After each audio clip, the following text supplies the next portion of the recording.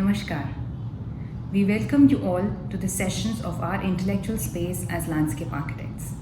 This amazing journey over last few Saturdays has opened up new dimensions of thinking.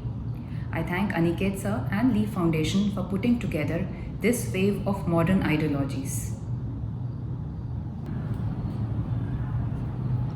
My firm Salient is a comprehensive architecture, landscape and interior design studio operating from Calcutta. We started our journey formally as a studio in 2005. After initial few interior designs, we got on board for architecture and landscape projects. A simple mapping of the delivery dates of various projects shows that a decent gestation period was needed till we could take on our chosen journey. As the ideology of the firm, we believe in being one with nature. Indian civilization is more than 7,000 years old, and in every aspect of it, we have believed in admiring, revering, and worshipping nature. According to the sutras provided by Vishwakarma, we design for Bhogyam, that's for utility, Sukham, for aesthetics, and Ramya, that's the transcendental qualities where the soul connects. At Salient, we look for the evolved handshake between the built and unbuilt. Our designs dissolve the boundaries between landscape and architecture. We cannot understand nature till we admire it, conserve it, and as a subset, we build architecture.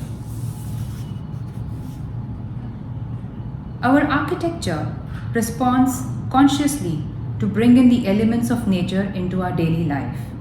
For example, Frangipani project is a set of 12 villas carved out as a second home for NRI residents.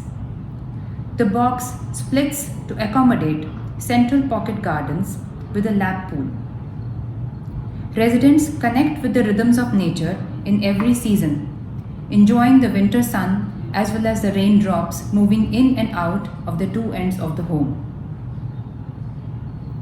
Same idea, when applied to bigger projects like malls, gave us results like City Center Raipur. Malls were a cultural shock to our normal concept of street shopping. Breaking the box at City Center Raipur allowed us to achieve passive cooling in the hot and dry city. Large water tanks and thick planting cools down the wind before it sweeps into the courtyards. A timeless colonial style architecture is adapted. Articulation of the courtyards, filled with low maintenance planting, connects landscape with all experiences indoors, thereby dissolving the alien air-conditioned interiors of a regular mall to a more human scale. Thus, visitors behave in a natural self. This mall now is regularly visited as a public open space. The project changed the way city perceived its harsh outdoors. In fact, all new developments in the city are now talking about integrating landscape into the building spaces since then. The response of design at times also matters in understanding the need of the place. For example, in the small town of Amtalla, there was a need of a park. So the long narrow site of the mall was developed as a series of stepped gardens and plazas so that people can connect with nature. When we go to the site, we go with an empty glass. At times, an existing grove or only a single tree can also act as catalyst for the site plan layout. This small 20-key resort was designed saving the two existing palm trees. Here again, architecture and landscape are married to each other and create a gorgeous symphony together. In another case of Rivera, view of Ganges was limited due to the bund wall. Aspiration was to have an infinity view from the common swimming pool to the Ganges. Gardens were stepped up gradually to come to raised sandbed. A stroll on the promenade or a swim in the pool connects individuals to the transcendental planes. I would also like to bring up the case of pukurs or ponds of Calcutta. Geographically, landscape of Calcutta is dotted with numerous big or small water bodies. Fortunately, most of these are documented and strictly marked for preservation by the Fisheries Department. Due to this, developers were never interested in taking up plots with ponds for residential or commercial projects. As a result, water bodies were generally neglected and had become a place for antisocial activities. 12 years ago, our studio took up the challenge with a developer to design apartments on a site with only 48% land. Project Jiva showed the way to the city to embrace the water bodies and develop its presence in a fruitful way. Close connection with ponds has improved the man and water relationship for city residents. Urban kids are also weaving in water stories in their lives. We are further experimenting with floating gardens, bird perching platforms, and nests for added interactions. Another experience for a landscape-only design project for a developer gave us a large pond which never contained water. At Calcutta, we don't line the water bodies. The clay nature of soil reduces percolation and allows for natural cycles. We had numerous meetings at site with the owners. I have a knee issue which inhibits my movement on some days every month. I had to go around the site in an auto rickshaw, assuring the client that once the STP starts, we should have sufficient water feeding the pond. Still, to take care of contingencies, we developed the pond base in 2 split levels. When there is very less water, lowermost basin shall only contain it, and rest of the flat area can be used as a maidan. Fortunately, after the first rainy season, pond contained sufficient water and is now a developed ecosystem after the second rainy season. Careful flora on the edges and addition of local fauna in consultation with our biodiversity experts has natural ecology in place. Large pond requirement left us with narrow spaces around the periphery. These were broken down with walls and mounds into smaller outdoor rooms, articulated with magical and dramatical elements. Sculptures and signage became part of intuitive play of the smaller age group. In case of a typical developer project, while the site plan looks quite clean and resolved on the surface, it is usually littered with numerous services in the underground layers. This, along with additional requirement of a fire driveway, makes the design very challenging. It requires a thorough knowledge of the services so that we can negotiate or redesign the routes. Fire driveway always require an innovative solution to merge it with the design. Private residential landscape projects give a more flexible space to environment. Connecting close with the client, his family, his traditions and aspirations gives dimensions to the design. Building architecture and landscape together improves the expanse of greens. Of course, such integration requires a rigorous involvement on MEP levels. We can demand perfect finishing and embellish with elaborate artwork to achieve ethereal effects. Exuberant planting strategy maximizes the experience of outdoors. A melody of tropical leaf textures populates the palette and initiates conversations with their seasonal phenomena, thereby connecting owners with the multiple layers of happiness. Well, seeing our designs mature is terrific joy for landscape architects. EcoSpace Corporate Landscape was designed in 2009. Second phase was merged and finished in 2013. It has been extreme bliss to watch the trees grow, mature, and complete the narration as per the initial intent. Large trees shade the walkways through the harsh 9 months of summer. Amphitheatre converts into musical festival zone every Friday.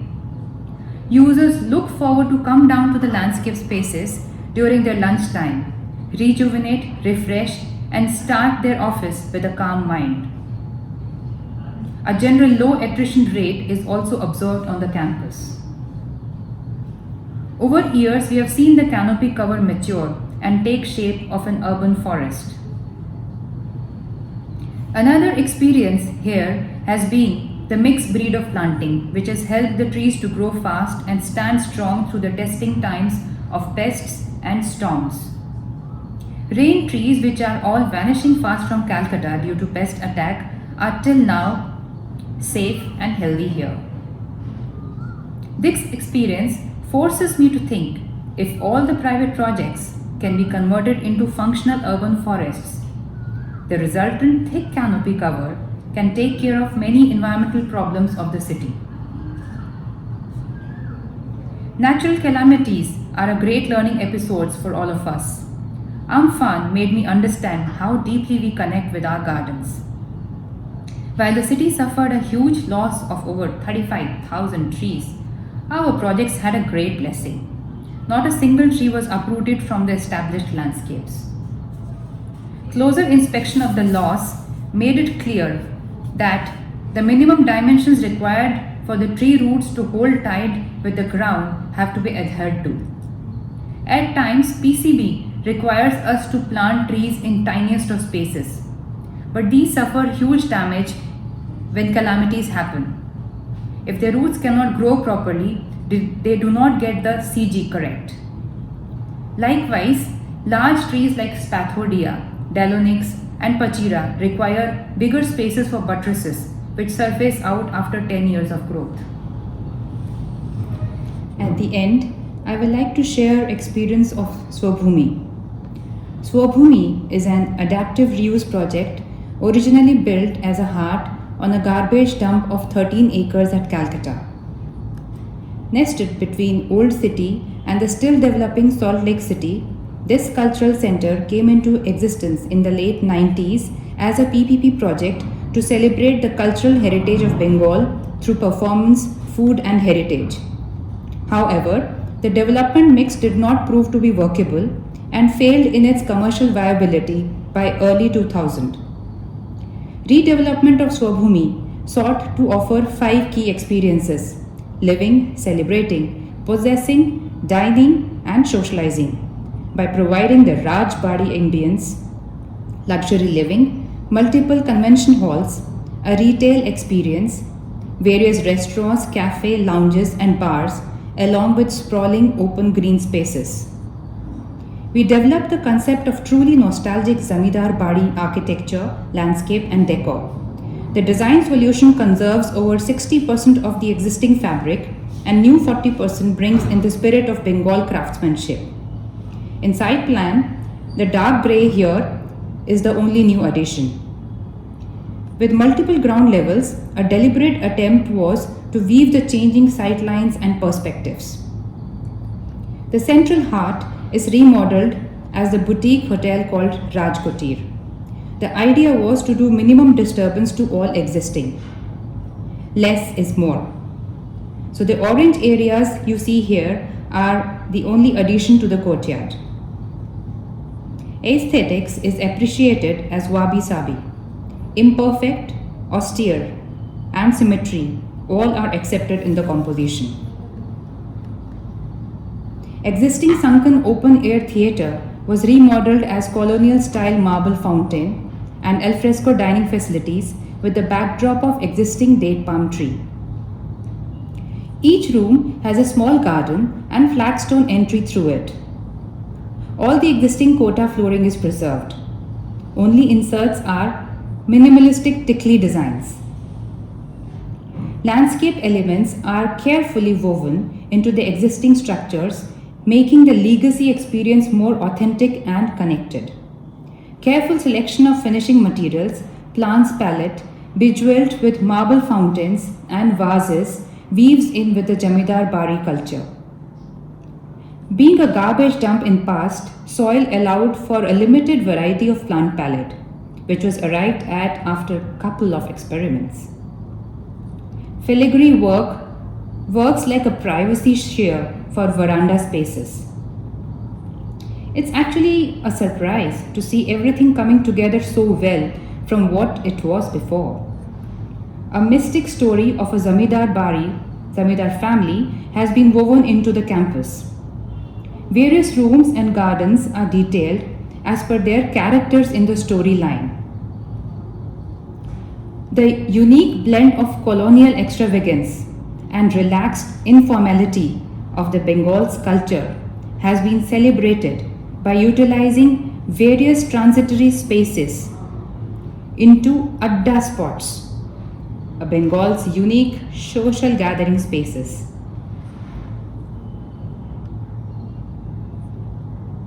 The artisans' block was converted to reception and wellness block. Spaces carved in carefully protect the existing foundations and allow for artwork echoing the past. A plunge pool was designed into an existing tight courtyard. Cast iron here brings in the crisp verandas around the pool. Ferns, areca plants and banana plantation give the necessary screening for semi-open spaces. As the evening descends, courtyard transforms into magical hues of the past. I would like to end my presentation with a short video of the project. Thanks.